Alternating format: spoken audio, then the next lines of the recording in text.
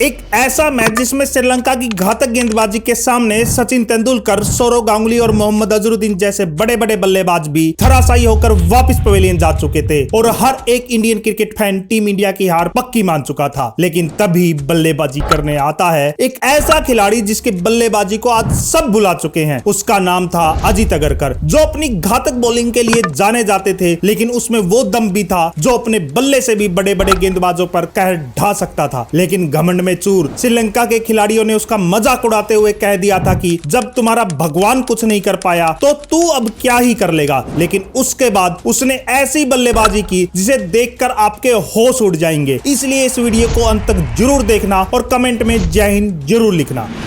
6 नवंबर 1998 Sharjah का एक ऐतिहासिक मैदान जहां भारत और श्रीलंका के बीच ऐतिहासिक मुकाबले के लिए महफिल सज चुकी थी। ये वो श्रीलंकाई टीम थी जो 2 साल पहले ही वर्ल्ड कप जीत के आई थी और भारत के कप्तान मोहम्मद अजहरुद्दीन थे। वहीं श्रीलंका की कप्तानी all time great Arjun Ranatunga कर रहे थे। भारत के कप्तान मोहम्मद अजहरुद्दीन टॉस जीतकर पहले गेंदबाजी करने का फैसला लेते हैं। भारत की टीम में सचिन तेंदुलकर, सौरव गांगुली, अजय जडेजा और कप्तान अजहर जैसे एक से एक बड़े दिग्गज थे, तो श्रीलंका के पास भी दिग्गजों की कोई कमी नहीं थी, जिसमें सबसे बड़ा नाम होता था सनथ जयसूर्या और अरविंद डिसल्वा का, जो उस दौर के महान बल्लेबाज थे। 1996 में श्रीलंका को वर्ल्ड कप जिताने में भी इन्हीं 2 खिलाड़ियों का बड़ा योगदान रहा था। साथ ही उनके पास चमिंडावाज जैसा घातक स्विंग बॉलर भी था। मैच शुरू होता है और श्रीलंका के लिए ओपनिंग करने आते हैं सनथ जयसूर्या और अविष्का गुनावर्धने। ये दोनों ही पावर प्ले में आक्रामक शुरुआत के लिए जाने जाते थे। वहीं भारत की तरफ से गेंदबाजी करने आते हैं जवागल श्रीनाथ। जवागल श्रीनाथ भारत के एक ऐसे फास्ट बॉलर थे जिन्होंने 90 के दशक में अकेले दम पर भारतीय टीम की फास्ट बॉलिंग का जिम्मा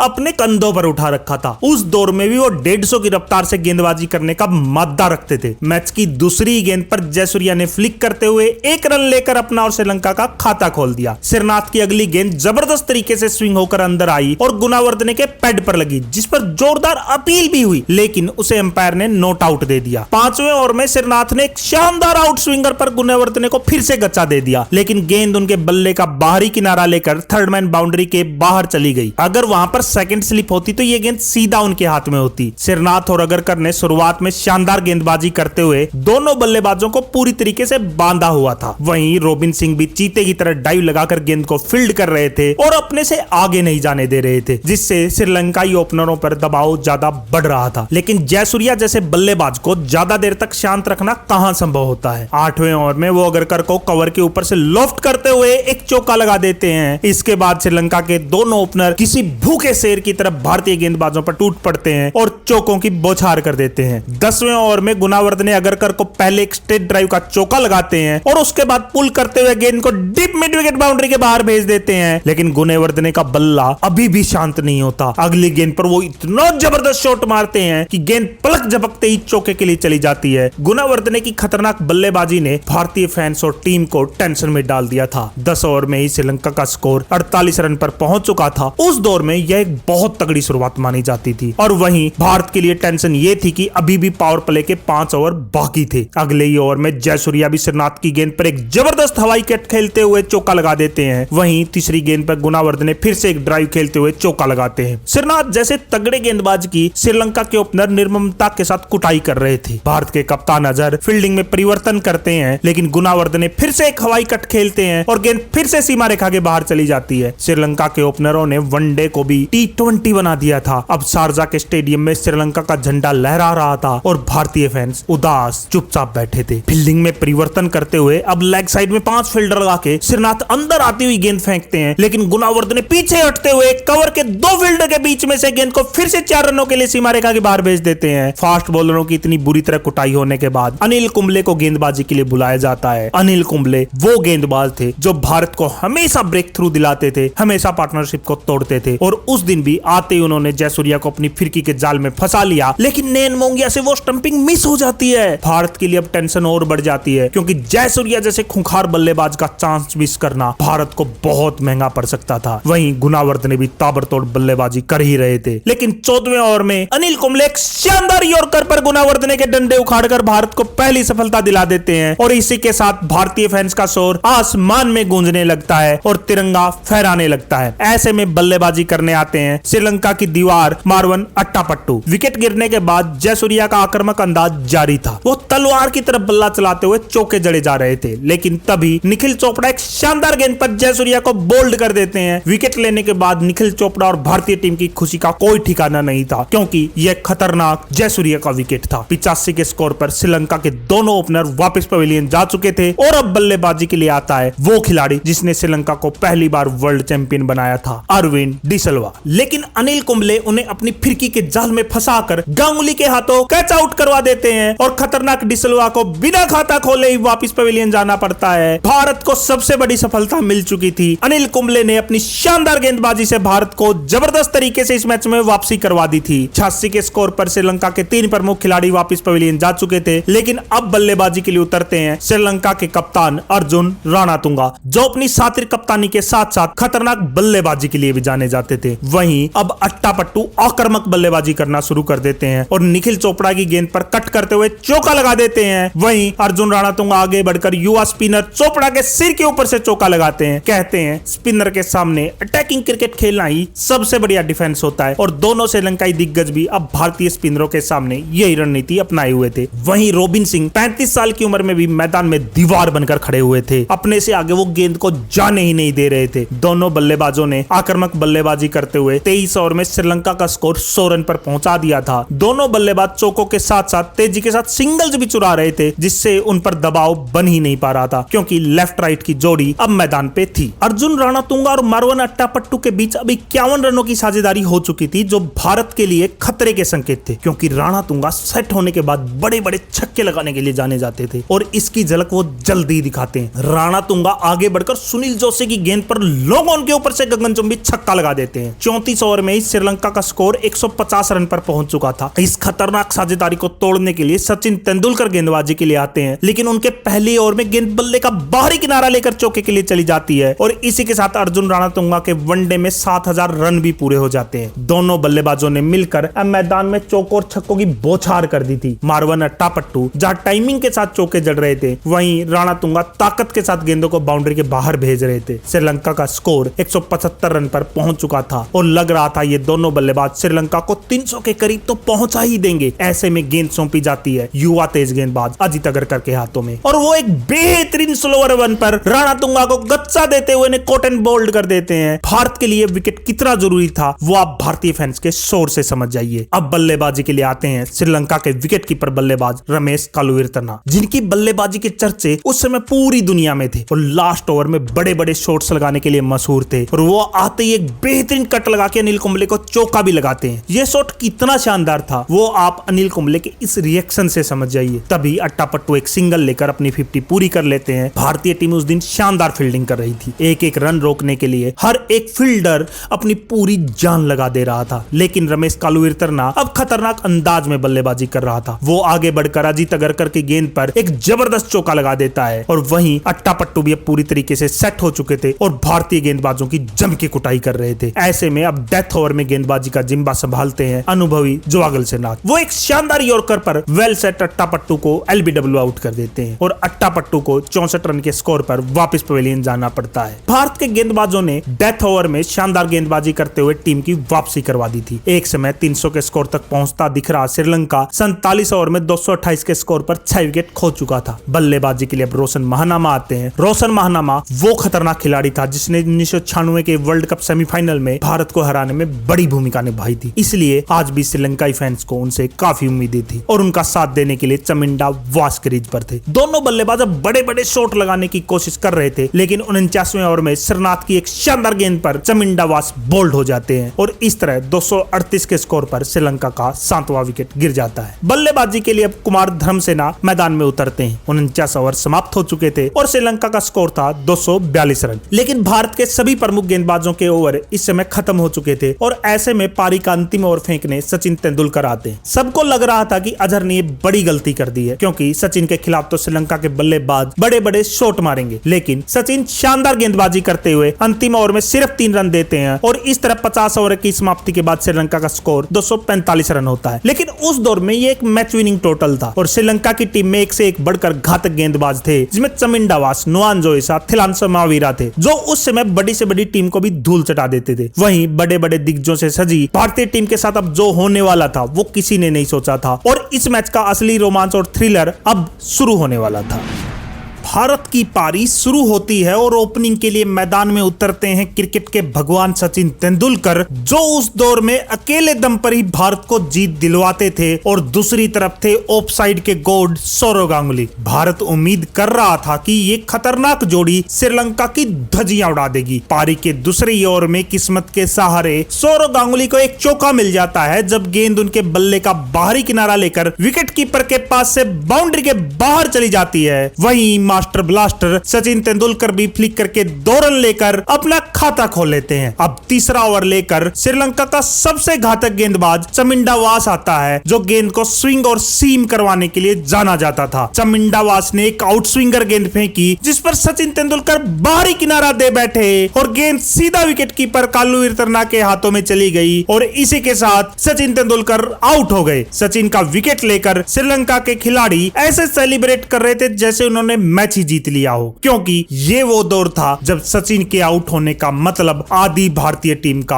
आउट होना था। सचिन तेंदुलकर सिर्फ 3 रन बनाकर वापस पवेलियन जा रहे थे, और अब भारत ने नंबर 3 पर पिच हिटर के रूप में विकेट कीपर नयन मोंगिया को भेजा। ये क्रिकेट का वो दौर था जब नंबर 3 पर अक्सर 6-7वें नंबर के बल्लेबाज को तेजी से रन बनाने के लिए पिच हिटर के रूप में भेजा जाता था। लेकिन मोंगिया ने ढंग से मैदान में नजरें भी नहीं जमाई थी कि अगले ओवर में दादा सौरव गांगुली भी जोइसा की गेंद पर बाहरी किनारा दे बैठे, और विकेट कीपर कालू विरतरना ने फिर से बिना कोई गलती की अपना दूसरा कैच लपक लिया, और इस तरह सिर्फ 13 रन के स्कोर पर भारत के दोनों दिग्गज ओपनर वापस पवेलियन लौट जाते हैं। विकेट लेने के बाद जोइसा बेशर्मी से दादा की तरफ देखते हुए जश्न मना रहा था, और उनके फैंस पूरे स्टेडियम में बेशर्मी का नंगा नाच कर रहे थे। अब ऐसा लग रहा था कि भारत की पारी ताश के पत्तों की तरह बिखर रही है। लेकिन तभी नंबर 4 पर बल्लेबाजी करने आते हैं भारत के कप्तान मोहम्मद अजरुद्दीन, जो 90 के दशक में भारत के सबसे खूंखार बल्लेबाजों में से एक थे। वो धीरे धीरे भारत की पारी को आगे बढ़ाने लगते हैं, और दूसरी तरफ नयन मोंगिया, जो आज पूरी तरीके से लय में नजर आ रहे थे, वो स्ट्रेट ड्राइव करते हुए एक शानदार चौका लगा देते हैं। लेकिन 2 विकेट लेने के बाद श्रीलंका के हौसले पूरी तरीके से आसमान पर थे। नुआन जोइसा अजहर को एक जबरदस्त बाउंसर मारते हैं, लेकिन गेंद अजहर के बल्ले का ऊपरी किनारा लेकर विकेट कीपर के ऊपर से 4 रनों के लिए बाउंड्री के बाहर चली जाती है। लेकिन असली खेल तो अब शुरू होना था। बाउंसर के बाद अजहरुद्दीन भूखे शेर की तरह श्रीलंका के गेंदबाजों पर टूट पड़ते हैं। 11वें ओवर में वो एक जबरदस्त ड्राइव खेलकर फिर से गेंद को बाउंड्री लाइन के बाहर 4 रनों के लिए भेज देते हैं। वहीं नयन मोंगिया भी आदमखोर भेड़िए की तरह श्रीलंका के गेंदबाजों का शिकार करने का मन बना चुके थे। धर्मसेना की गेंद पर कदमों का प्रयोग करते हुए मोंगिया एक गगनचुंबी छक्का लगा देते हैं। छक्का लगने के बाद भारतीय दर्शकों में फिर से उत्साह भर चुका था, और वो पागलों की तरह जश्न मना रहे थे। लेकिन इसके बावजूद 11.4 ओवर में भारत का स्कोर सिर्फ 46 रन था, और रन रेट 4 से भी नीचे था, जिससे आस्किंग रन रेट लगातार बढ़ती ही जा रही थी। तभी अजहर एक तेज रन लेने की कोशिश में रन आउट होने से बाल बाल बचते हैं, और दूसरी तरफ मोंगिया अपना आक्रामक रूप जारी रखते हैं और श्रीलंका के गेंदबाजों की धुनाई शुरू कर देते हैं। वो फिर से कदमों का प्रयोग करते हुए धर्मसेना के सिर के ऊपर से गेंद को उठाते हुए एक और चौका लगा देते हैं, और इसी के साथ 50 रन भी भारत के पूरे हो जाते हैं। नयन मोंगिया का ये तांडव देखकर श्रीलंका की टीम कांप उठी थी, लेकिन नयन मोंगिया का बल्ला अभी शांत नहीं हुआ था। वो अगली गेंद पर एक जबरदस्त स्वीप शॉट खेलते हैं, और गेंद को फिर से 4 रनों के लिए सीमा रेखा के बाहर भेज देते हैं। स्पिनरों से दबाव बनाने की श्रीलंकाई रणनीति की मोंगिया ने धज्जियां उड़ा दी थी, जिससे उनके कप्तान रणतुंगा वापस से फास्ट बॉलर को गेंदबाजी पर लेकर आते हैं। लेकिन मोंगिया बिना कोई टाइम खराब किए उसकी गेंद को भी लोफ्ट कर देते हैं, और गेंद फिर से चौके के लिए चली जाती है। मोंगिया की धुआंधार बल्लेबाजी से भारत की रन रेट पहली बार 4 रन से ऊपर भी चली जाती है। वहीं दूसरे छोर से अजहर भी 1-1, 2-2 रन लेकर भारत के स्कोरबोर्ड को आगे बढ़ा रहे थे, जिससे भारत के रन बनाने की रफ्तार कम नहीं हो रही थी। देखते ही देखते 17 ओवर के बाद भारत का स्कोर 2 विकेट के नुकसान पर 76 रन पहुंच चुका था। लेकिन पिच से स्पिनरों को अभी भी जबरदस्त मदद मिल रही थी। जयसूर्या की एक गेंद तो इतनी जबरदस्त स्पिन हुई, जिस पर अजहर एलबीडब्ल्यू होने से बाल बाल बाल बसते हैं और भारतीय दर्शकों की सांस में सांस आती है। वहीं नयन मोंगिया लगातार आगे बढ़कर गेंद को खेल रहे थे, जिससे गेंद को स्पिन होने का मौका ही नहीं मिल पा रहा था और वो आसानी से रन बना रहे थे। 22वें ओवर में अजहर एक सिंगल लेकर भारत के 100 रन पूरे कर देते हैं। भारत को जीत के लिए अब 173 गेंदों पर 140 रन की जरूरत थी। अब दोनों बल्लेबाजों के बीच 100 रन की साझेदारी भी पूरी हो चुकी थी। तभी नयन मोंगिया भी एक सिंगल लेकर अपनी 50 पूरी कर लेते हैं। भारत का स्कोर 117 रन पर पहुंच चुका था और अब लगने लगा था मैच पूरी तरीके से भारत की पकड़ में आ चुका है। लेकिन तभी नयन मोंगिया रोशन महानामा को एक आसान सा कैच थमाकर 51 के स्कोर पर आउट हो जाते हैं। मोंगिया के आउट होने के बाद बल्लेबाजी करने के लिए आते हैं जोगल श्रीनाथ, जो उस दौर में भारत के सबसे घातक गेंदबाज थे और 10वें 11वें नंबर पर बल्लेबाजी करने आते थे। लेकिन उस दिन भारतीय टीम उन्हें नंबर 5 पर बल्लेबाजी करने के लिए भेजती है ताकि तेजी से रन बनाए जा सके। लेकिन उस दिन भारत की यह रणनीति कोई काम नहीं आती, क्योंकि अजहर और श्रीनाथ के बीच एक गलतफहमी में श्रीनाथ सिर्फ 1 रन बनाकर आउट हो जाते हैं और इस तरह सिर्फ 119 के स्कोर पर भारत का चौथा विकेट गिर जाता है। और अब स्टेडियम में एंट्री होती है एक ऐसे खूंखार शेर की जो बड़े से बड़े मैच का रुख अकेले दम पर बदल देता था। उसका नाम था अजय जडेजा। जडेजा 90 के दशक में भारत के सबसे भरोसेमंद फिनिशर थे और आज उनसे वैसी ही पारी का इंतजार पूरा भारत कर रहा था। जडेजा आते ही आक्रामक रूप अपना लेते हैं और जयसूर्या की गेंद पर आगे बढ़कर मिड ऑन के ऊपर से शानदार चौका ठोक देते हैं। अगली गेंद पर जडेजा फिर से कदमों का प्रयोग करते हैं और गेंद को फिर से मिड ऑन के ऊपर से उठाते हुए लगातार दूसरा चौका ठोक देते हैं। लगातार 2 चौकों ने भारत पर से दबाव पूरी तरीके से हटा दिया था। वहीं बहुत देर से शांत अजहर भी अब आगे बढ़कर एक गगनचुंबी छक्का ठोक देते हैं। इसी के साथ अजहर की एक शानदार 50 भी पूरी हो जाती है। भारतीय दर्शक स्टैंड में अब जश्न मनाते हुए नाच रहे थे। 50 पूरी होने के बाद अजहर खूंखार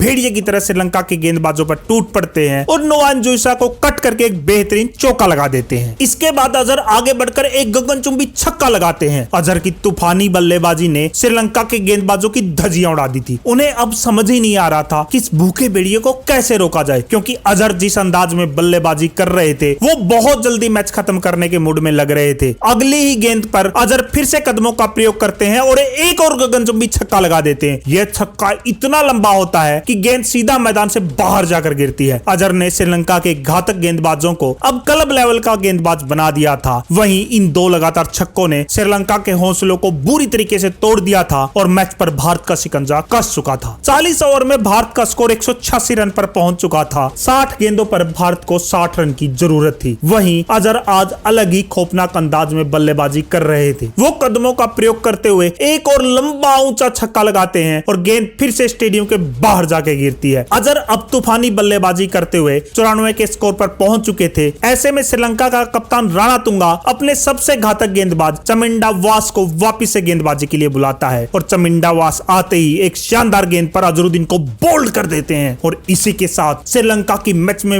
वापसी भी हो चुकी थी, क्योंकि अजहर जिस अंदाज में बल्लेबाजी कर रहे थे वो 4-5 ओवर में इस मैच को खत्म कर देते। अजहर ने 94 रनों की शानदार कप्तानी पारी खेली और अब बल्लेबाजी करने के लिए आता है एक ऐसा खूंखार और आक्रामक खिलाड़ी जिसका नाम था रॉबिन सिंह। उस दौर में भारतीय टीम के सबसे फिट और शानदार ऑलराउंडर माने जाने वाले इस खिलाड़ी पर अब जिम्मेदारी थी कि वो अजय जडेजा के साथ मिलकर भारत को जीत दिलवाए। लेकिन 44वें ओवर में एक तेज सिंगल लेने की कोशिश में अजय जडेजा रन आउट हो जाते हैं। 207 के स्कोर पर अब भारत का 6वां विकेट गिर चुका था और बची हुई 37 गेंदों पर भारत को 39 रन की जरूरत थी। अब बल्लेबाजी के लिए निखिल चोपड़ा आते हैं, लेकिन श्रीलंकाई गेंदबाजों ने अब भारत पर शिकंजा कस दिया था। बड़ी मुश्किल से 1-1, 2-2 रन आ रहे थे। आस्किंग रन रेट बढ़ती जा रही थी और इसी दबाव में निखिल चोपड़ा गलती कर जाते हैं और वो भी रन आउट होकर वापस पवेलियन चले जाते हैं। एक के बाद एक विकेट गिरने से भारत पर दबाव बढ़ चुका था। 46.2 ओवर में भारत का स्कोर 7 विकेट के नुकसान पर 215 रन था। 22 गेंदों पर भारत को जीत के लिए अब 31 रनों की जरूरत थी और ऐसे में बल्लेबाजी के लिए युवा अजित अगरकर आते हैं। अगरकर वो खिलाड़ी थे जो अपनी तेज गेंदबाजी के लिए जाने जाते थे, लेकिन डोमेस्टिक क्रिकेट में कई ताबड़तोड़ पारियां भी वो खेल चुके थे। हालांकि अब भारत की सारी उम्मीदें रॉबिन सिंह पर ही टिकी थी, लेकिन उस दिन भारत के लिए चिंता की बात यह थी कि वो